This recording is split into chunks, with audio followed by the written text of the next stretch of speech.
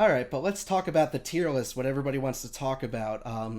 We're going to start off with a deck that really just, I think a lot of people utilize to push through that late diamond, maybe even early diamond as a counter queue to a lot of these Noxus decks, which we're going to talk about all the variants of Noxus.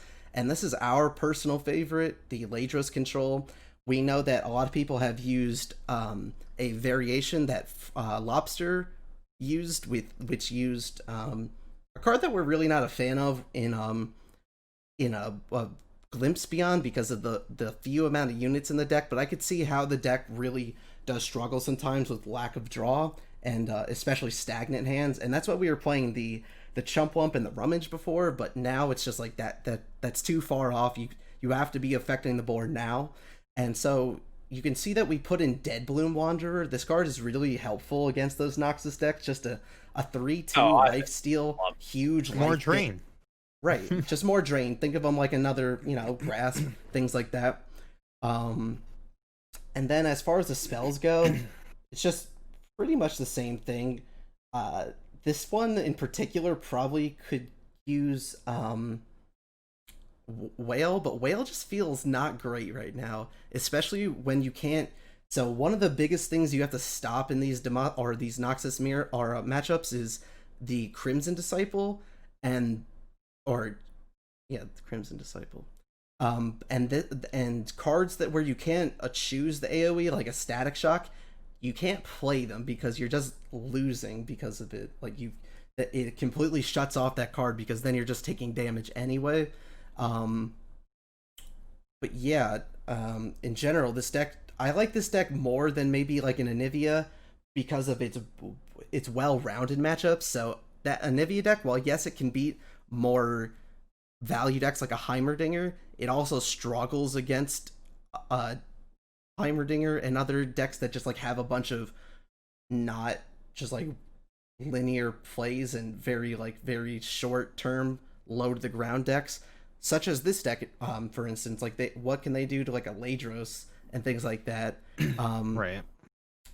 Yeah, they have very general, limited options of like vengeance and harsh ones that are more delaying the problem than solving the problem. Because they don't outright win the game. And we were talking about this earlier of how a lot of the control decks in this game, that Anivia is one of the few that actually just tries to grind your opponent down to nothing. Whereas this deck, once it reaches that end game, it puts them on a very quick clock of I slam this card on the board, like I play Ledros, I play Atrocity, you die. Like that's the game plan. So right. So is there anything in this particular build that you want to talk about? It's pretty much the same deck we've been playing for a while. Yeah, I mean, like you said, the main changes would be like the Wanderer over the Chump Wump, and that's pretty much it. I guess we did move up to 3 Monkey Bombs. We're only playing 1 Gotcha with the Static Shocks now. But for the most part, yeah, this deck is still doing exactly what it did. It's still a very powerful deck. Just do be wary of the Anivia decks, as we said. The Harsh Winds really hurts your combo, but you do have ways to just burn them out over time as well. And it's just about really identifying when you're going to be able to use your combo and grinding them out of resources, things like that. Yeah, I think it's very important to just be mindful of your life total against the Anivia matchup. That's one of the ones where people might mess up on if you thinking just have a that, bunch like, of they can Anivias, allow those early attacks to go through because their deck is slower, but it really comes down to at the end of the game of like they swing with Anivia over and over and over again, and if you get them behind on like one attack token less to win the game can mean a lot for them, because that's like 10 mana twice that you could have been using to like develop another Ledros or set up your Atrocity play or something like that. So and this is our other S tier deck. I want to use the tiers pretty loosely. Loosely. It's very early into the season. It's really hard to say what is the best, what is like as you'll see, we have a lot of A tier decks because they are very good and powerful. It's just I don't know how they stack up exactly, but I can still say with confidence that Heimer is the best deck in the format, regardless of all these Noxus very low to the ground decks that would otherwise be very good against Heimer. I still think that Heimer is the best deck. And this version in particular is the same from patch 1.2 and 3 with the Concussive Palm. You can cut Concussive Palm if you want. Static Shock might be an option that you're looking at, because a card that doesn't seem very good but can be very annoying is like these 2/1s. And in particular, what are those spiders called again? The precious pets. Those can be quite annoying. Yes. And there's just like a lot of one health pesky things that you want to be picking off. So that's an option that we can see. You could even play 2 if you cut the Concussive Palm and the Key Guardian maybe. But another major sorry, I was just going to say another major factor to the Static Shock comment would just be that, like you said, the precious pets, you don't really want to be utilizing your thermal beams as early anymore, because you actually do need to deal with that 6/4 now. And you didn't have to do that before versus the Noxus deck, but now you don't really have a lot of good ways to deal 4 damage with the Heimer deck. You have a lot of ways to deal 2 and 3. So it's just, you do need to be mindful of saving the thermo for that card, unless you get the Will of Ionia on 4, which is of course tapping you out and feels pretty bad because that's just your entire turn 4 play. So yeah, I do like the Static Shock to just deal with those 2 ones and be able to use my thermos on better things. Yeah, we've also been playing 2 denies again recently. We've gone back and forth a couple times. I've been feeling pretty good about the 2 deny just because of how many Shadow Isles decks there are running around. You kind of need it. Yes. But it's a day by day thing of why we say that Heimer's the best deck, but some days it doesn't feel like it. It's just because it can be very ladder dependent of like some days people just play an abundance. So like today, Swim's been jamming Kinku Elusives and he's, selling that as like, oh, like this is going to be like this deck crushes Kinku Elusives, like destroys it. They have to draw insanely just having well. Natural blockers makes that deck so much weaker. Yes. Right. So if people are buying into that, and a lot of people are playing it on ladder, this is definitely going to be the best deck to be playing that day. But then, there's other days where people are just seeing, their favorite streamer play like a Burn deck or, a Noxus like X deck, and like every deck is Noxus. And Heimer doesn't just auto lose to the Noxus Frey decks, like it did to like Noxus PNZ, and even like the Noxus PNZ. It's like, auto lose, you just have a very hard time with them. So you can mitigate it of like if you're farming up X% of your decks, losing, you're not auto losing to these decks. You have a bad win % against them. You don't want to be like queuing into them. So you can compensate for it because the deck is so good against all your other matchups. But if that's all you play against, you're only playing against a poor win rate matchup. So you would switch off into something like Ledros Control against the more aggressive lines that are going around right now. But I do like the 2 denies because of how many Shadow Isles decks are on ladder. But like, if you're just playing against all the Frey Noxus decks, it's like you really don't want deny against that deck. It's terrible. It almost never helps you out. Sometimes it's all right to negate a fervor or decimate, but for the most part, you'd rather just have more ways to answer the board than have a negate for only a select few cards. Yeah, there's definitely like a few like 4 to 6 cards that are just flex spots, and they can be, depending on what you're seeing, that's how you adapt it. So this is going to be our first A tier deck. I think this deck probably could be in the S tier. I just don't know how good it is. And this is this atrocity, harrowing, but otherwise mono Demacia deck, or Noxus. Noxus deck, right? And you're gonna see this shell a lot of Saboteur, Precious Bet, Crimson Disciple, Demolitionist, Grenadier, Decimate, Fervor, Transfusion. You're gonna see those, like, what is that? 3, 6, 9, 12, like 20 some odd cards. Just like, you're gonna see those in the next few decks quite a lot. And this one's a little different. This is Anton's version that he's using to grind. And the other one would play 3 Harrowings and then 3 Darius. Either 3 Darius and then either 3 Elise or 3 Draven, depending on what you feel you need. Either the better 3-drop slot and the axes to be making trades better in the aggro mirrors, or the Elise if you're just trying to go low and wide versus like Heimer and things like that have a hard time dealing with that. Right, and I think this kind of just takes the best of both. That like 3 Harrowing seems like a brick. Like that's gonna not work out for you very often. And this deck is clearly trying to go balls to the wall. Right. But it does have like value, and that's why Harrowing's good. It's just like this very hard to stop late game ending card. So where this deck would go wrong, and decks like this could go wrong very often, is if your opponent's matching your early game and you're not getting enough of that reach in. But that doesn't matter now, because you could just play this nice Harrowing, probably turn 6 maybe 6, if you have the attack, or 7 if you have the attack on odds. So right. Harrowing is like a great way to be getting all these overwhelmed guys through. Sometimes even just like having a wide enough board. But also just like Darius is nice now, just like a nice other alternate game ender. The Atrocity is just a nice reach with a Basilisk Rider or a Darius. This deck just has a lot of damage potential. The Harrowing also brings back the Grenadiers, and then Ephemeral pops them, so it's just more direct face damage. Right, this deck has a ton of damage potential, to say the least. Anything else you want to add about the deck before we... No, as I mentioned earlier, we are playing a Culling Strike and a couple of other flex spots in here. I do believe Culling Strike is really good versus the Braum decks, and that is going to be one of the decks that you're having a hard time with. The Braum Anivia deck is very powerful and really good. Shadow Isles in general, as we said, are really good at farming the Noxus decks. I do like the Harrowing because it does give us that late game push versus the SI decks. It's really the only Noxus deck that it's like, you can just go balls to the walls. You don't care if your units are dying. You don't care if they're healing because you're and I mean, you do care to a point, but ultimately, you know, you're going to play the Harrowing at the top end. They don't have cards to negate it. And then they either have to have Ruination or take like 20 to the face. And it's just a lot of damage and it's very fast. I think that this is probably the way to be going. I also do like the Atrocity in here, though. I was playing it as 2 Culling Strikes when I was playing against a lot of the Braum decks because A, they have the harsh winds, so Atrocity is never resolving anyway, and the Culling Strike edges you out so hard in that matchup that if you're just playing against that a lot and getting farmed, then if you put in a couple Cullings, you're going to have a really good time versus that deck. It really makes your matchup way better. I like that reach potential that this deck really has of the late game, of just like with the traditional Noxus deck, it's like once you got to that late game and you didn't kill your opponent, it was over. That's it. It's just like, just hope you can burn them out at that point. But the Harrowing does really give you like just a nuke to blow off at the end of the game, of just like, even when it all went wrong for me, it might just go right. That's kind of that's an interesting concept. Throw him out. And then Darius, of course, is just the powerhouse he's always been. They gave him a health buff. They gave that Basilisk Rider a health buff. Now you just have big overwhelm things that have a lot of health that are hard for opponents to deal with.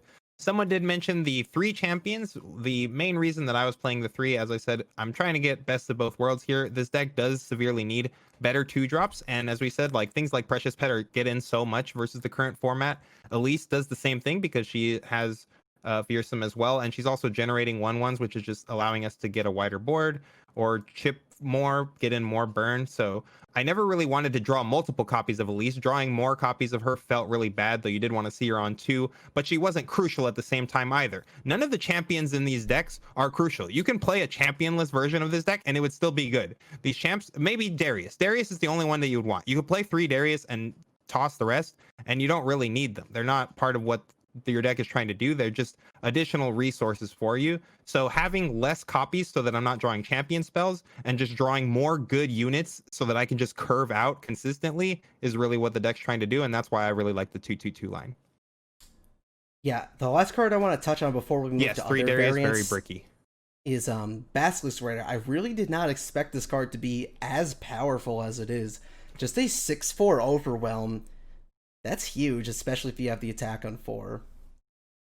I remember we were talking about with the buff changes of like, I'm like, how would we buff this card? And I'm like, well, it just has to have 1 more health, because we've said it a million times, and it's like the staple of the stat lines for Runeterra cards. Like once a card breaks 3 HP, it becomes very frustrating to kill. Absolutely. Right. Yeah. So any card with 4 HP, if it has something worthwhile attached to 4 HP or more, it's likely to stick around. And I think that really was just the main change that it needed. Is just like, it was just too fragile before. Like you just never really got the payoff of getting, if you had the 6/3 of just like, it just died. Like you just grasped it, and it was just like, oh, well, like this is an allegiance card. Like how is that payoff even like worth it to just get countered by anything? Gotcha. Get excited. Like it just didn't matter. There was a million ways to get rid of the card. Or even just combining smaller sources of damage or trading in with, like smaller cards. But yeah, I mean, like 4 HP, like that card is a 6 attack overwhelm that kind of just always gets in. Like you're not really making a great trade with it, and it even beats the more popular cards too, of like Transfusion and Fear of the North, because a lot of times it just has enough attack to kill the card that they're blocking with anyway. Like that's another big part of it, is like it's like that 6 attack is able to shine when it actually makes it to combat. So yeah, and we're gonna move into another Noxus deck where saw it. I forgot who played this. It might have been, who's the guy who got first NA? Is it Prodigy something? LoR Prodigy account LoR. 4 or something. He changed his name, but yeah, the guy has gotten multiple top 10s before. Good player, we assume. I've never seen him or met him, but I assume he's a good player. And this is the deck that he played, just still using that very burn heavy Noxus shell, and then you augment it with two very strong curve champions in MF and Gangplank. Just like a lot of, we talk about inevitable damage a lot. Gangplank and Misfortune, they do damage that you cannot stop most of the time. And then Gangplank also goes twofold as a overwhelm unit, so just like very hard to stop. And then he's a 6/6, which happens very often in an aggro deck like this. You're damaging your opponent on a lot of turns, so you're going to get that flip, a 6/6 that summons those kegs, and then the attack with the AoE damage, very important. And then just like a little bit of value with the Zap Spray Fin and Elusive, which is great. The Attune is nice to in the early games stick a little extra mana, and then just drawing a card is nice. This deck, while it is, we talked about, hard to run aggro decks out of cards, Zap Spray Fin does a very good job of giving you that extra, burn spell for lethal. Yeah, look at all those spells that he draws. They're all insane. Yeah, for Transfusion, Make It Rain. Do you guys have a lot to say about this deck? I don't think we've really played against it a lot. I played against it a good bit on ladder in some of my off time, and I think a little bit when we first started playing. But yeah, I mean, pretty much it's as you said, it's a Noxus deck with a little bit of Misfortune and GP in there as your finishers. They're just the good extra reach things. Misfortune takes the place of like what Draven's doing. Gangplank takes the place of like what Darius is doing, and we're foregoing the Basilisk just to get some elusive and extra burn in. And I think that it's a very, very powerful deck. Yeah, I think what the champions do a lot for this deck in the form of like MF. There's two problems that the deck can have that this presents a solution to, which is getting chump blocked out a bit too much in the early game. Sometimes with the Noxus Filter deck, they need to get a good push of unit damage in the early game and then finish off with the burn damage. And if you're able to deny out all the unit damage in the early game with just a bunch of blockers, then sometimes or like pick off the cards off the board, then the burn doesn't actually get through. And MF makes it so that like you have all these, like, you can't really value block against it. You won't take the board back as easily when all these cards basically have like +1 attack attached to them, and your 1/1s aren't even able to come in contact with the cards, or 2/1s, or things with 1 HP left in general, of just whatever it may be.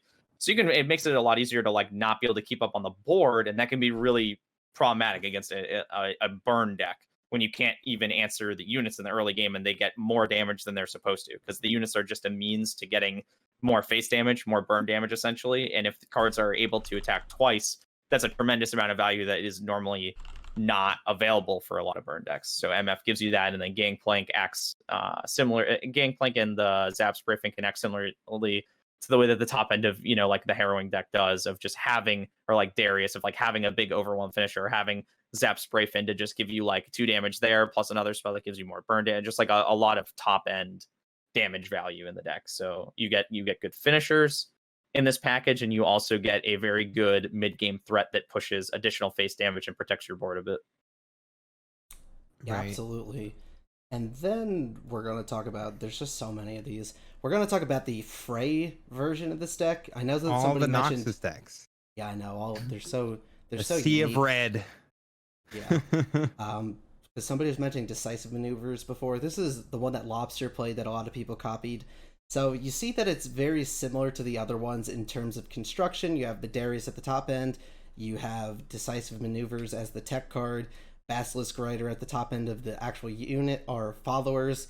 But then it plays, its splash cards would be the 3 Omen Hawks, which we talk about all the time, how incredible Omen Hawk is, especially in a deck like this. Like you bought a Ruthless Raider, a Basilisk, or like a Crimson Disciple. A Disciple ever. A Disciple is the nuttiest one, it feels like. It's just, the Ballista 2 is also like... Actually, the Ruthless Raider is really nasty too. Oh, they're all nasty. Yeah. All the Overwhelm cards are very aggravating when they have both an additional attack that equals burn damage guaranteed, as well as the health stats that they have on them are like, they're just barely manageable. Of like, the 1 health and tough is manageable, and 3 HP on a 3. Those are manageable, but then when you add 1 to that, it becomes a lot more obnoxious to deal with their attack stats on top of that, and like getting in good trades against them. It's like you're just taking face damage no matter what. It's so hard to not take the damage there.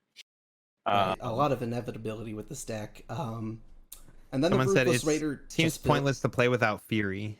Decisive Maneuver is essentially the replacement for Fury. Instead of single buffing a card, you use Decisive Maneuver to represent a higher burst potential of damage than Fury of the North. At the also, you just don't want downside to be of playing as the many off-color defensive cards. capabilities. Right. Less off-color cards too means the Basilisk Rider is going to be more consistent. But it's like you lower your defensive potential with Fury of the North to vastly improve your offensive potential with Decisive Maneuver. Right. Also, because if you stun a card against an Overwhelm unit, all that damage goes to face. Right. That's game in so many different board right. There's states a lot with of this deck. interesting properties for decisive or situations for Decisive Maneuver. The Overwhelm one, for instance. Also, a lot of the healing in this game is not in the form of raw healing, like do heal X to Y. It's mostly in the form of lifesteal, and Decisive Maneuver stops lifesteal, which is great. So, like, let's say you have a heavy, like, Vi, and then your opponent puts a Spirit's Refuge on it. Decisive Maneuver stops your whole play. I won. Yeah. Right. Just like a very Dead Bloom Wanderers and things like that. They're all the strongest forms of healing are lifesteal, and the manageable forms of healing are the ones that are the spells. Generally, anyway. Right, and they just like they're very far and few between. So like Health Pot people play. The Kindly Tavern Keeper and like Whale is not dependent on anything, but Whale's kind of trash versus this deck, so you're just like you don't care about that one. For sure. So I didn't actually build. This is just exactly Lobster's list. I would try and play 3 Decimate. I'm not sure what I would cut, but I would think I would want to play 3 Decimate. But yeah, in general, I think this deck is really solid. A lot of people have been playing it to tons of success. He did obviously. He got first EU Master, so there's something to be said for that for sure. And Decisive Maneuver, we saw this card back when spiders were popular, which is quite some time now, but just like a very interesting card, a tech card, a ladder card for sure. I don't know if you were playing a tournament, you would necessarily play this card because of the surprise factor's gone, but I think it's a worthwhile look. And then the final Noxus one is going to be another Lobster deck, which is, it plays Teemo. This deck is exactly just like it was in patch 1.2 and 1.3. Exactly the same. Yeah, no differences here. I just think that... Wait, is he only playing 2 Monkey Bombs in this list? Yeah, because he's mostly concerned about hand size, I think, in this deck. I would probably play 3 personally, because I think the damage potential is too good. Cut the shock, play the 3, yeah. Yeah, or even Transfusion in the past has seemed like a brick. I think it's better in other versions. Yeah, that's fair. Still really good with Disciple, though. Yeah, guys, if you want to see the decks, type ! Decks in the chat rather than deck. Who is on the podcast? Before we had Lobster on, but right now it's just the boys. It's Fresh Lobster rating with the party of 106. Yeah, I did see him go off and play a couple games of Poros and Masters before he went to bed. Just that's a true man after my heart, Lobster. Just getting a couple games in there before the bedtime. I understand, brother. Thank you for the raid. Good night, bud. Much appreciated, man. Good night, man. It was definitely a blast having you on. Hope to do it again soon. Yeah, definitely. If you guys didn't catch the conversation between Lobster and us, a lot of good stuff there, a lot of high level, especially like game theory and just things of that nature, more meta and macro discussions. A lot of good stuff there in the VOD. I'll probably clip it and put it up onto YouTube afterwards as well. But yeah, another deck that he obviously used, this Teemo Burn deck, just a very similar deck. People forget all the time how good this deck is, and it falls out of favor, falls out of vogue, and then somebody will just like get a high master place with it, and then people are like, oh yeah, this deck's really good. Right. Current's just clapping people with Poros before sleep, and now I have sweet dreams. Hey. Somebody has to Photoshop your face onto a Braum. Oh, the Braum stat. Yeah, I would still. I saw your list, but I would still be playing one Unyielding Spirit. You heard it here, chat. You should still play that card. That card's terrible. You heard it here, chat. No, it's not. I'd have to agree with Matt. That card seems pretty. It's the only way that you lose to those Anivia decks is if they're able to get rid of your Radiant Guardian with that Braum Poro deck, and if you respond to their vengeance with that card, they just concede. And I've done it multiple times now. Maybe you should play one. I think Maybe there's some merit to it. But yeah, we're going to talk about that. Vacuum. It felt bad, but yeah, this deck has been really popular, especially today, because our other bud Maverick, this is the deck that he reclaimed rank 1 on NA with. Just clearly a meta choice in a world and a meta where we're playing and seeing a lot of Noxus and aggressive decks in general. So this deck is clearly trying to answer those, playing the entire Drain package, going with a 2 of the box, a card that I personally hate, but he seems to... Someone put main deck in the box in the chat too. Yeah, he seems to think a lot of this card, so I respect his decision. I haven't played enough with it. I just know in general that I have never liked the box as a card in general. I think that it is a little too greedy sometimes, and that I don't like that it doesn't help affect the board in front of you, which this deck really needs to be doing. Matters against SI and PNZ a lot, says Lobster. Yeah, SI and PNZ. I could see definitely against PNZ for sure. And then I completely agree with you, Lobster. I feel like this deck is in the current meta game is pushing towards S tier, but in a vacuum, it's one of those like it doesn't feel like it's powerful enough to be an S tier deck, but with the way that the meta is shaping up, this does feel like it's S tier because it just has such a great way to answer all of the Noxus strategies while still maintaining a reasonable amount of answers again, like to give the Heimerdinger deck some trouble. Like there's so much removal in the deck that it requires you to not like draw a very small amount of them versus Heimerdinger, or Heimerdinger to draw a correct amount of responses to all of the removal, depending on the stage of the game that you're at. Also, like the number of Flash or Brilliance that you have is a big factor, or how many denies you draw. Those two cards in specific, I think, have a big impact on it. But you have a very good strat against every deck. You have something that gives you an edge versus any given deck in the meta right now, for the most part. Yes, Dingo Games. I was just about to say that. Box is good against the mirror too. Yeah, a lot of people don't consider that there are a lot, even in Demacia and a lot of different matchups in this deck, particularly because you are trying to get enlightened and you get to that 13 mana, you can play Ruination and then box out their response. Like they're gonna just go, okay, well, cool. I'll just like vomit my hand now because I've been playing around that Ruination. You're just like, okay, cool. I have 4 mana left exactly. I box. If you Ruination a Heimer board, they pop off, do all their turrets. You're like, okay, cool. The box. You know, it's not a bad card at all. Anivia's in the mirror too. Like you said, Good the mirror point match, as well. being able to Ruination and then box all their eggs, dead. Like you win the mirror. Yeah, that is actually a purpose that I saw. Lobster, he was playing in a tournament against, I forget who and what round it was, but just like there was a lot of instances where he could Ruination box and then just kill his opponent's board with the Anivias. So I do see it in that property, and then Lobster also brought out as a meta call against Crimson Disciple and Viemer. I could see that as well. But in general, I just don't like the box. Right, because of how clunky it can be sometimes, and it's just a dead card half the time. I want to be affecting the board that is in front of me, because that's the problem most of the time. Not necessarily what has happened or what is to come. So I would like to see how maybe Avalanche works instead. If you're particularly trying to stop Crimson Disciple, though, then that's when this card is better, because Avalanche clearly doesn't really hurt that card.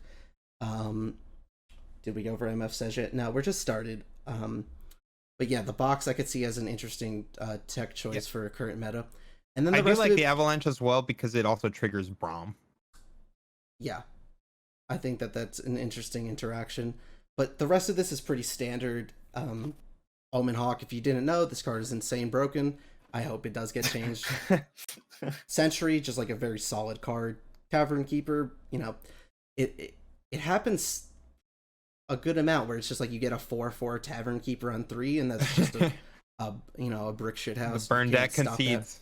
Yep. Right. It's just like, what do you do to a 4/4? It's going to block everything. It's healing. Chronicler of Ruin, just to get a little bit of value with the Anivia. especially in something like a mirror match or a control match. And then Rekindler, just this card, this effect in general will just always be strong. And we're even worth noting.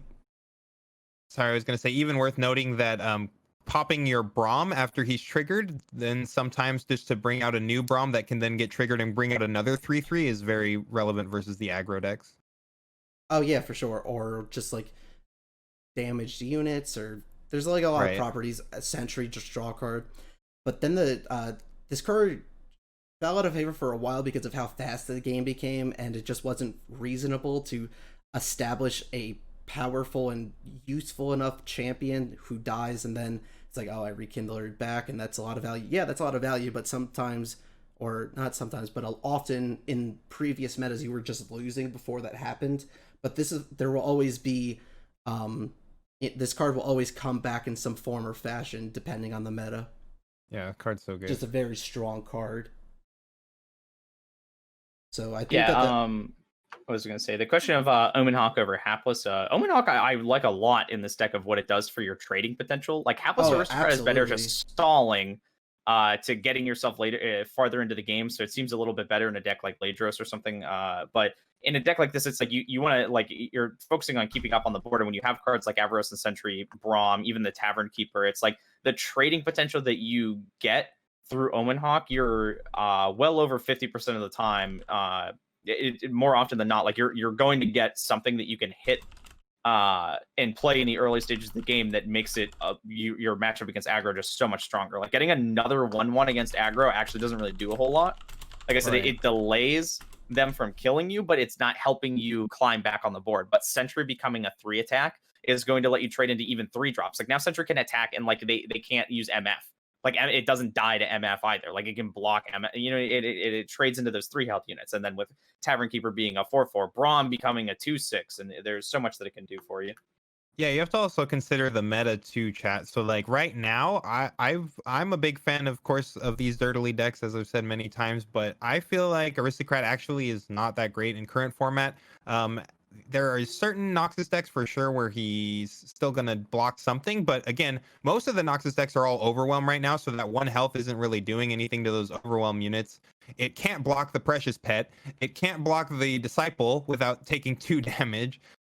It's just actually kind of sitting. The Elusive decks, which are gaining a ton of popularity, does nothing against those. So really, it's just kind of sitting there a lot of the times versus the control decks. It absolutely just sits there, does nothing against Heimer, does nothing against the Anivia decks. Like, it's actually just not as great right now. And the Omen Hawk, as Nick said, just gives you so much value. Hitting a Braum with that, hitting even Anivia, hitting the, like we said, the Tavern Keeper. There's just a lot of value there. I think it's just a much better 1-cost minion to have in that deck. Also, breaking, today is definitely the day of guests. We're going to have BBG on a little bit later. He's going to talk about his tournament. Yeah. I'm sure a lot of you were watching him in the DOR. He got second. Second again. Holy moly. I know that the 3 of us haven't been keeping up with it today. But yeah, I know that he went undefeated yesterday, right? He was EXO day 1, and I think he only lost his final round in Swiss today, which I was watching a bit of that final round. Actually, it was pretty unfortunate. His opponent played like a 1 of Ruination, and he even said he's like, we can't respect it. He only plays 1, and if he has it, he has it. And he goes play. I forgot what it was. He has it. Ruinate. Like, that always goes wrong. No. Right? When you say if he has it, he has it, that means that you're getting screwed. Yeah, and then the other one was like his final game was like it was like Scout Mirror or something like that, and like his opponent goes like they go into like a top deck war. BBG plays it well, and it's like into the state of like he puts his opponent to like 1, and he's like, well, I win the game guaranteed. He just has to not draw it with like no cards in hand, no cards on board, just Sejuani because BBG's at like 2, and his opponent just goes draw for turn, Sejuani, you're dead. And I'm like, this was not this man's match. For sure. Was not destined to happen, I guess. Do we know when BBG is going to join us? Sorry, did you say? He said in about an hour or so. Okay. I think that he just like got off after the tournament, and then we can just do our meta discussion and then wrap up with the BBG interview. Yeah, we're gonna definitely talk about his tournament and his decks and what he saw and whatnot. But Cool. yeah, here's a deck that I'm sure a lot of you are familiar with. This is not Swim's version, by the way. He plays, what's that 2/3 called that gives everything a It's one like attack? the Keeper of Masks. Is that what it is? Yeah, Is that what the Yes. card's I called? think that card's a joke. Doesn't I he don't- play a few odd one ofs, or was it just that card? think it He was- doesn't play that as a one of. But I he think it's also just like played it the doesn't play Navori, the clone, the 1/2. Oh, the He Highwayman. played one of Really? the Highwayman. Highwaymen. He plays one of Highwaymen. Why? I guess to Yeah. combo with Keeper of the Blockers? Masks. I guess. they just- I guess for blockers or just- blockers versus Noxus, just having a lot of 2 So health you on the can- board. And a one of Right, concussive. So you don't have palm. to. One of concussive as well. Okay, yeah. Swim is a big fan of the one ofs. Definitely. Yeah, I would he's just a like to very hear big the fan of the reasoning. one-ofs. I don't even know what the reasoning is for these, but I'd like to like. I He's don't also know how to one of judge it, I deny, just and one of don't. deny I at least understand. Right, Like we've yeah, played yeah. one of Oh, deny. It's Deny. Format dependent for Easily. sure. We're playing 2 in this one, but Yeah, this is just Yeah. your very classic deck. Right. This one, we're a huge fan of Solitary Monk. I think that Solitary Monk is not as good in this one as opposed to the Noxus version, but there still is a lot of synergy here with the Omen Hawks, the Blade Scouts, and just a 4/3 body is very hard to ignore. But yeah, the rest of this is very straightforward. A deck that we've seen since beta. Jewels Protector is a card that could probably go to 2 if you wanted to make room for something else. Wayfarer Hatchling or Windfarer Hatchling, a similar thing. It could go to 2 or 3 depending on how you really want to structure your deck. But this thing is doing the same thing it's always done, which is unfair. Kinko Wayfinder, this card is going to get changed at some point. It's just insane. I hate this card. Hate it. Yeah, that card is a bit absurd. Hitting.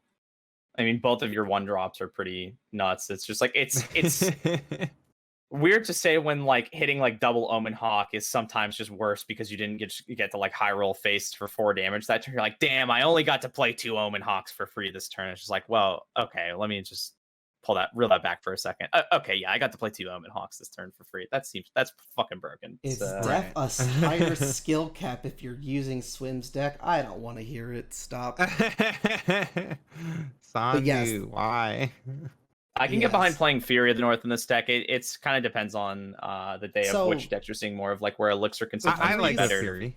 But I find that the Fury obviously is like a better card, but the way that this deck is lining up and the way that you're trying to really play this is playing as many units as you want and can. So cards like Elixir work well into that because you generally only have 1 mana to spare. yeah, But, I agree. Right. Fury is clearly the better card overall. It's a better card in a vacuum, but like when you're limited between the two, it's like it's so strong to be able to protect your Zed on turn 3 by having the Elixir of Iron and not just conceding its death like every time.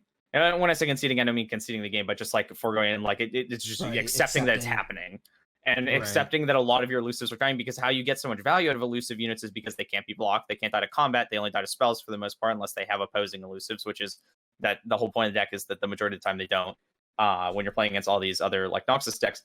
But it's like if my card is living, it's attacking multiple times. You're extracting maximum value out of these cards, and Fear of the North can make those huge pushes in the late game, but I don't think it's worth getting rid of elixirs out of your deck for. But again, it kind of depends on like the decks that you're seeing on the ladder on a given day. If like if Heimer is more prevalent, I think Fury gets worse. I think Elixir is much more is just much better angled against the more controlling decks that have a wider variety of removal, because the removal cards are like 3 damage and 1 damage. Like if you're playing against like the Braum and Anivia decks all day, cards like Elixir of Iron are probably going to end up being a lot stronger for you, of having your cards not die to Vile Feast so early on in the game, or having cards not die to Grasp even, or things like that, of just spending 1 mana to counter a whole play. Right. Right. You need Fury, you cheap can't do that. answers. Costs too much. Yeah, and then simply you can't play that many off-color cards. Like, yes, if you can clearly make space to play them in this deck, like, easily, but you need your Wayfinders to be going off, otherwise you're going to be finding yourself in hard positions, and I really just don't want to play more than 6 off-color cards with any Allegiance deck. Yeah. Yo, what's going on, Maverick? Yeah, what All the on, boys Navi. coming through. Let's see, what other deck haven't we touched upon yet? Let's see. All the Let's talk Squirtle about Squad emotes. Squirtle Give Squad me emotes. 1 second here. I really gotta use the bathroom. I'll be right back. All right. So speaking of BBG, this is a deck that he's a big fan of, and I guess Swim as well. They both played this deck a lot. I think BBG is definitely the originator in terms of the person who popularized this deck. Is the Keg Control deck. Take the B tier with like a grain of salt. I don't know how good this deck is right now. Might be closer to A now. For sure. There's definitely like a big mix up in this A and B tier. I chose Heimer and Ledros as the S because I felt they had a leg up against the rest of the decks in general matchups and raw ability, but any of these decks can be like the quote best deck any given day. GE Day Mav says, I'm the OG Keg Control player. Yeah, dude, Raynad invented Zoo. Yeah. Raynad invented cards in air. But yeah, this deck is very different than how people saw Keg Control before. That really, it feels even disingenuous to call this Keg Control anymore because this deck is like it's more of a temp. Like it does have a right. It's like a tempo drain deck. That's like you establish these somewhat early game cards, and then it's just like you try and level up your Thresh and grab a Gangplank in the mid to late game, and that's when you close out the game. But if you're not playing against something that is slower than you, that's when you're just trying to play defensively for the most part, and that's when cards like Withering Wail, and I think this deck even plays Grasp. This particular list that I think that I even got this from BBG. I'm not sure. Doesn't play Grasp, but I have seen Grasps used in the past. Obviously, Withering Wail is better to be using if you're using like if you're playing like a lot of kegs, which this deck doesn't do anymore. But yeah, I think that this deck is pretty solid. The Rekindler value is huge. The Petty Officer buff is nice. Petty Officer was a huge buff. Yeah, we've definitely seen this card come back as a 3 of not only in this deck, but as we saw in the MFGP deck as well. Like that health buff was definitely massive for this card. Who has Keg W as their emote? That person probably made like $1,000 just off Keg W. I don't remember who had it. I know somebody has great it, one. but that person definitely just got a bunch of subs for no good reason. Made a good meme. Let's see. And then a deck that we just saw a lot as like a ladder deck is this MF Lucian deck. Personally, I don't really like the way that MF plays in Demacia in general because they have there's a lot of redundancy with threes, and so you're already playing Senna and therefore you're playing MF, so that's already 6 threes, and then Petty Officer, but then you're also not playing Badger Bear, which I guess in terms of with the Petty Officer buff is probably not as good as Petty Officer anymore. And originally, if we're talking about before the set even came out, I thought that Petty Officer was insane exactly for this purpose. This is the deck that I wanted Petty Officer to work in. It just, at the time, it didn't work out the way that I wanted it to, with a 4/4 just trumping a 3/1 that summoned another body. But now we're seeing this deck really work. There's a lot of other versions of Bannerman that I'm sure are comparable. For instance, I believe this is card for card. This is a Lobster's version. You can tell by the Great Horn Companion. I think this card is atrocious, but I guess it worked for him. But yeah, I've actually seen a list like this that I think I liked a lot better, and it played the Petty Officer and it plays the Scout card. It may forego the Bannerman though and just play more of a Scout package. You're talking about the 2/2 with barrier? The 2/4 or the the 2/4 that summons a 1 cost. Oh, for sure. Yeah. Yeah. So plays that, plays Petty Island Officer, Navigator? plays MF. yeah, Yes. Island. I do like that over card the in Bannerman. this deck. Yeah. Ooh, I don't know about that though. Bannerman is so strong. No, they might still play Bannerman as well. Then it might just be that card. If they go maybe like it's that card over more the Petty. build Schwatter stuff, they might just take out the Bannerman and go like more scouts focused. But like there's a lot of synergy though with MF here of just like challenger units and quick attack. With so MF is very, very powerful. Right, and then Lucian if you're Senna, challenging things with combo. Fleet Feather Tracker, yeah, just Razor Hail, Scale Hunter, Island Navigator. Yeah, he played Quinn too. It's like I could see a Razor Scale Hunter in this deck, honestly, as like a one of. I like that card a lot. I think that card's incredibly strong. Yeah. Yeah, isn't the Queenless better? It's really hard to play a 3/4 champion for 5 mana. That is just like so understated. You'll follow Um, Train in the chat right now, by the way, guys. We are doing our podcast, but just want to thank everybody that did follow tonight. We did get a lot of follows. Pretty awesome. Yeah, Thanks, thank you guys. so much, guys, for the follows. yeah, Always if you appreciate follow it. and sub, we'll definitely look over them. And yeah, just during the podcast, we try and keep it mostly discussion based, not really trying to play like the alerts and everything. Just trying to keep it, concise and uh, just information based. Not really trying to, how the regular show goes. So people Yeah, were asking Heimer's about a 135 cost champion. Garbage. That's why Heimer sucks, actually. yeah, terrible. Yep. BBG's Quinless Kappa. seemed like his weakest deck. Did he bring that to tournament? We're gonna Yeah, talk to him yeah, later he about played it. that in the tournament today. Yeah, so when I was watching tournament, I think I was watching Annie play. Annie has, I don't know if you guys know who Annie is, or he's like Yeah. he's been streaming the game for a while. Oh, I know that you guys do. I meant the viewers yeah. in general. He won a DOR before.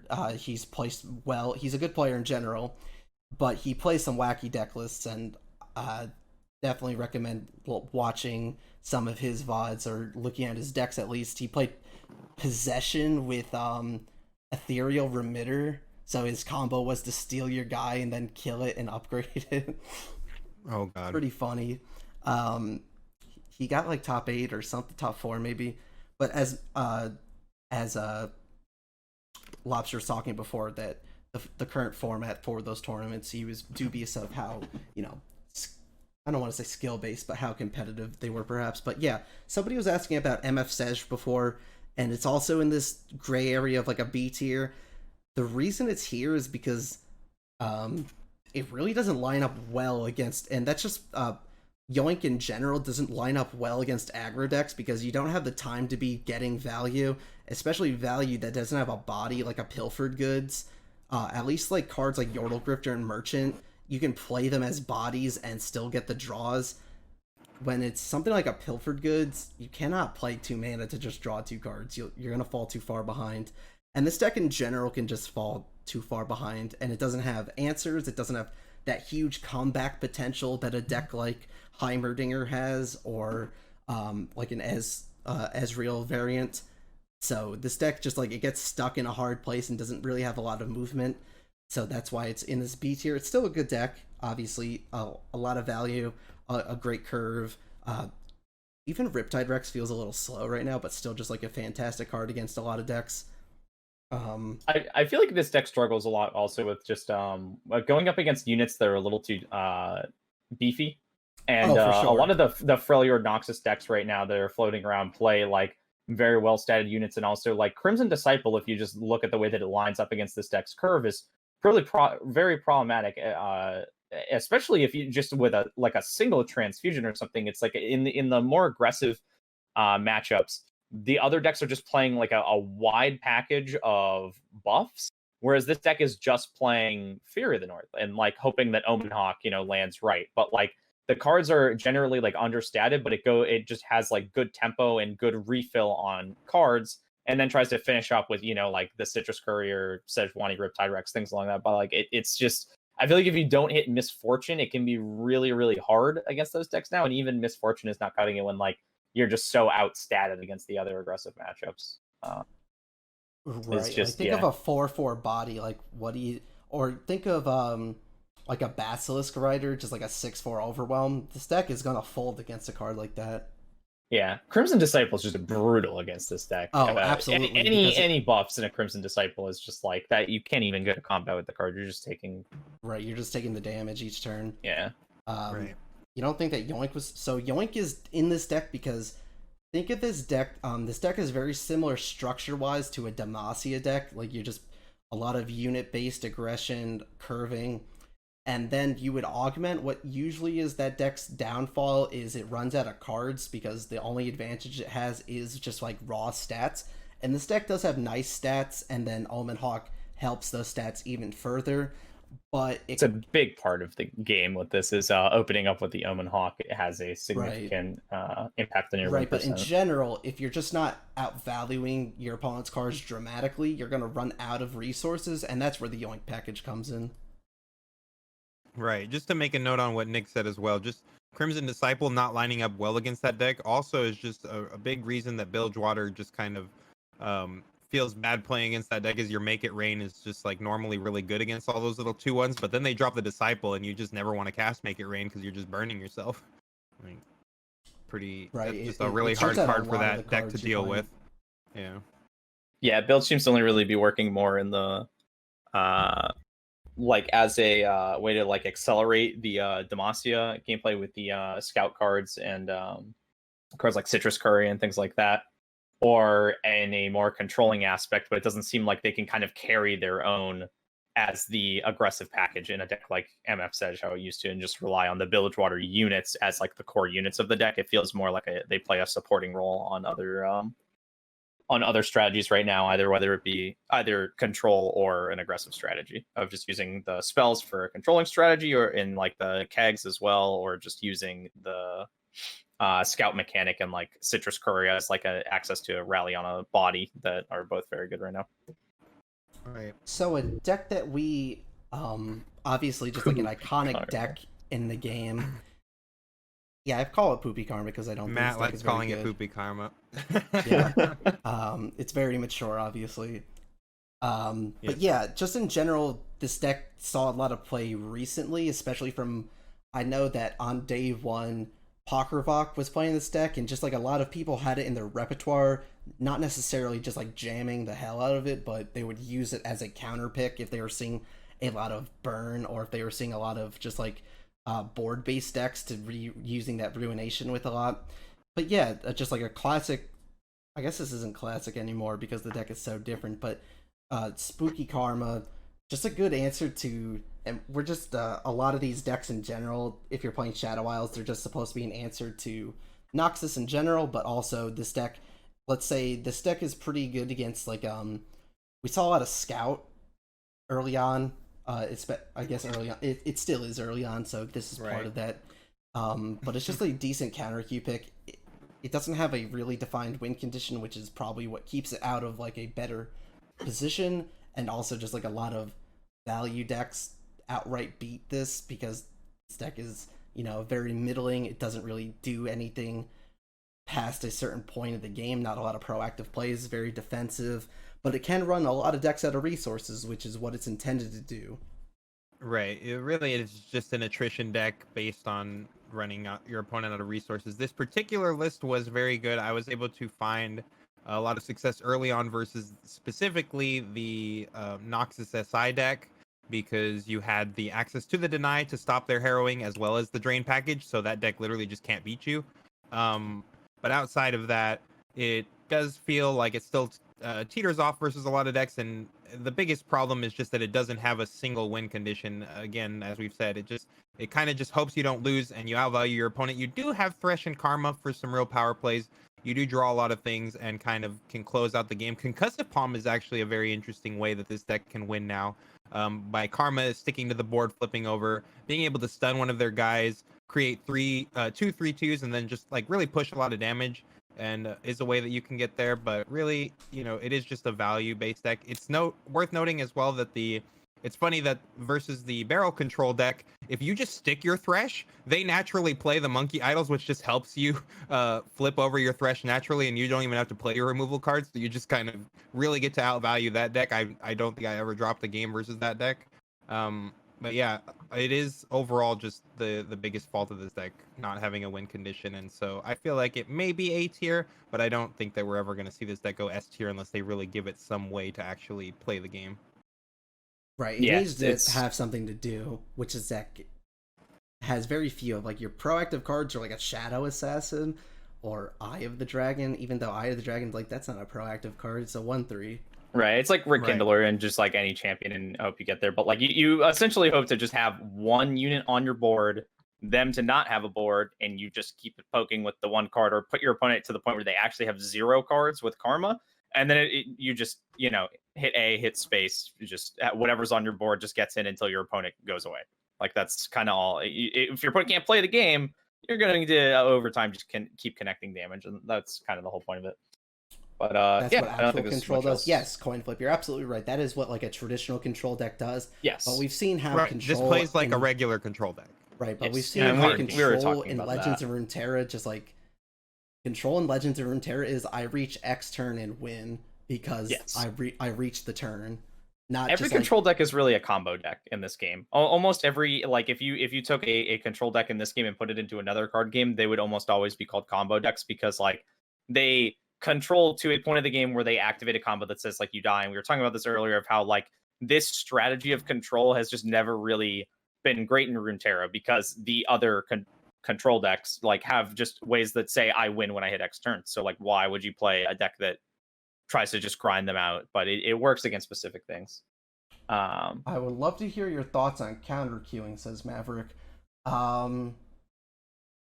So when you play at a high enough elo in this game, especially early on in the season, you're only playing against a handful, and I mean a handful, like less than 10 sometimes, maybe 5 different people sometimes, and you can tell what they're playing, so you know who you're playing against and what they're queuing with. That's when you can make a counter queue pick. We see this a lot when people are especially racing to master, when you're playing actually just like one person. So I experienced a lot. I played against Nick Makes Plays a lot last season when we were both going for rank 1 on NA first, and so he was playing a lot of either Noxus Piltover or he was playing Scouts, and we would just counter queue each other, and eventually you both get sick of it because that's not fun. But I don't know what you mean by thoughts on it. What do you want us to talk more about? I don't like it. I think it's annoying. Yeah, I mean, it's just kind of a thing that you're going to have to deal with, as Matt said. With the, right, I mean, it's definitely a valid strategy in ladder. It was frowned upon in Hearthstone. I don't think that it was frowned upon. I think most people did it. Oh, no, it definitely was. Like, if you are queuing against the same person and it's like, I'm switching my deck to counter queue. I mean, right. It didn't feel good. It's like something that like I would just be like annoyed at, but like not at the player. Like it's just like it's just the system of like if I'm only being able to play against someone. But like you should start counter queuing. If I'm playing Heimerdinger and I'm playing against the same person every single game and they're only playing Noxus P and Z, I'm making an incorrect decision to continuously keep playing the Heimerdinger matchup, and my opponent made the correct decision to keep playing Noxus P and Z. I think it's outcome, like you shouldn't feel bad about doing it. It shouldn't be frowned upon. I think that if that's just the reality of the matchmaking system, that you are replaying the same person over and over again, prepare to counter queue and prepare to be counter queued against. That's the game you're playing. That's exactly right. what it's that's why what we were saying earlier with Lobster, right? Like you need to be good on multiple decks because you might have to do those kinds of things. Even if you aren't typically the player that is going to counter queue like that, like you do have to be prepared that players are going to do that, and you do need to be able to switch it up. If you're only playing against the same deck, you're not just going to nag forever. There's definitely a fine line between like BM sometimes and just good gameplay. Right. Especially in an online game where it's not like in a paper card game, you would define just like BM as like cheating, like flat out just stacking your deck or something. Right. But in this game, it's like roping, for instance. Like, yeah, roping can be hitting BM. them with the Braum hello, well, even even beyond just like the hello and like emotes and like Hearthstone emotes. There's a fine line between like I'm trying to get a competitive advantage and that's a good thing, or just like I'm abusing the rules. And I think that counter queuing in general is just like that's the game. I'm not going to just hit my head against the wall 1,000 times. Ooh, Mav says he has huge news for us. They think we'll be interested in. We will be interested in. Okay. Very interesting. Did you find out why Dr. Disrespect got banned? Is that is huge. We would actually be. We would have more than like 100 or 200 viewers if we knew that. Yeah, in paper card games there are a lot of psychological things that you can for sure do. So much. Well, right. Plus, there's just the element of talking to your opponent. Like you can speech play is what it's called at in poker. If you're at a casino and playing like a live catch game, there are things that you can do and say to get like a psychological edge on your opponent and things like that. Absolutely. And in certain places frown upon that, and other places, you know, like they say like, right, yeah, that's like part of the skill of the game. Like a table player as opposed to an online player. Right. I love all that psychological stuff, the mind games, chat. I think it's a bunch of nonsense, but but I believe that the percentages are there. Okay, this. Oh wow, yeah, this is actually very interesting, man. Yeah, I'll definitely talk about that in a second. But yeah, just in general, what were we talking about? BM and like BM? speech play and real life.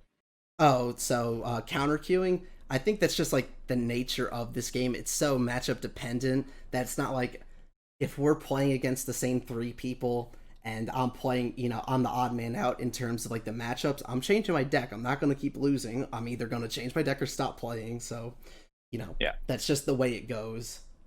The only time that counter queuing becomes something that like I would have a problem with is like, okay, so say I play against Swim and he's playing Elusives, and then based off of what I can see inside of my game, and I see that he's playing Elusives and they've queued into him once or twice, and I'm going to switch my deck to play something that I feel is favored against that. That's perfectly fine. But what is the shitty thing to do is if I went into his stream, watched him pick a fucking deck, and then picked the counter of that and then counter queued like that. That's cheating. You are just cheating. You are just being a shitty person in doing it like that.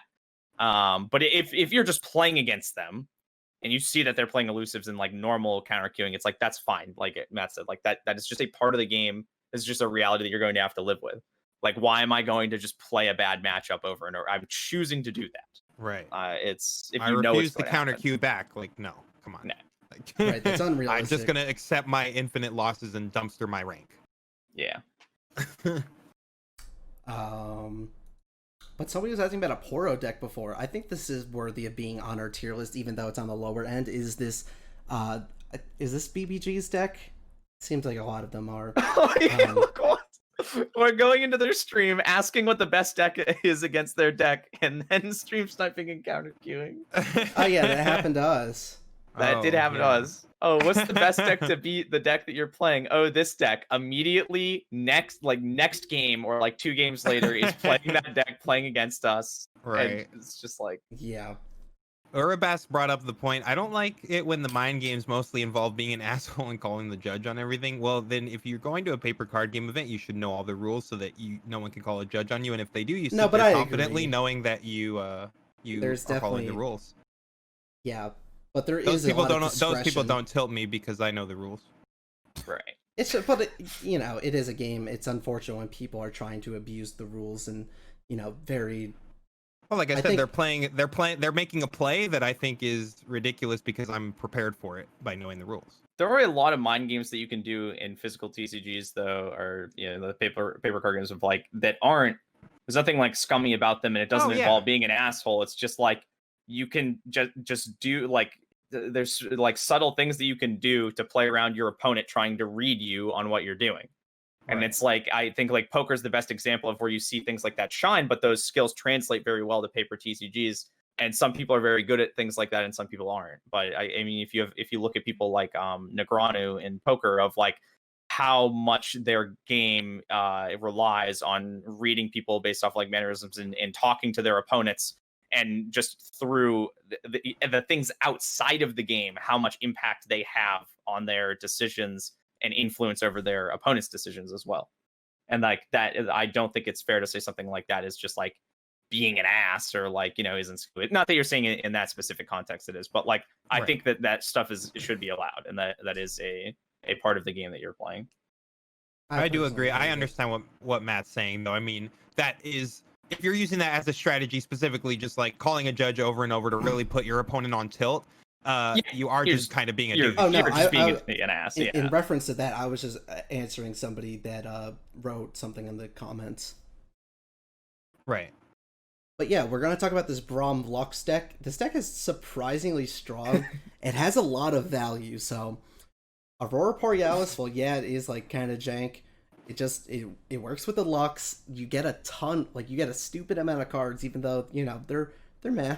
But I think this deck in general just like synergizes very well. It has a good answer to a lot of these aggressive decks with the Radiant Guardian, and then just like a good amount of value spells. Obviously, Omen Hawk at the very top, because why not? This card's broken. Right. Is there any Frey deck that doesn't play Omen Hawk right now? I don't think so. Funny that our man Lobster said he doesn't like the Hearthstone cards, and I feel like Omen Hawk is definitely a Hearthstone card, and he's jamming it in like all of his decks. But I mean, you can't not play this card, right? Like, yeah, I don't know if it's exactly like a Hearthstone card. Yeah, that's the Helmuth card. There's definitely something to like controlling a table, especially when like you're one of those big cash players. But yeah, I just feel like the random. I mean, you know, you don't know that it's gonna. If the Omen Hawk hits a Lux or a Radiant Guardian, like, yes, that's good, right? But when the Omen Hawk like hits the Braum, or in other decks, of course, not in this deck specifically, but in other decks, right? Like when we've said Omen Hawk hitting like your 2/3, your 2-drop right off the top is just like the nut high roll. Yeah, I do hate Omen Hawk. I put it as my number 2 card to get hit in patch 1.4, and did any of my cards actually get hit in my top 5 list? I think one of them did, and not the way. Hey, 20%. There you go. And then in my top 10, I think only 2 of them got hit. Something like, oh, maybe 3, because I had Endure in there also. But yeah, just in general, Omen Hawk has really defined like how fast the game is right now, just by like putting stupid stats on the board very fast. And then we've also just seen Frey decks flourish because of that. Not in terms of like a wide variety. They all do very similar things. They usually involve Noxus, or just like another primary strong color, so like the MF Sej deck. But just in general, I wanted to look at stats. I haven't seen the current stats for patch 1.4. But yeah, just in general, just Omen Hawk has been a crazy strong card in terms of the metagame.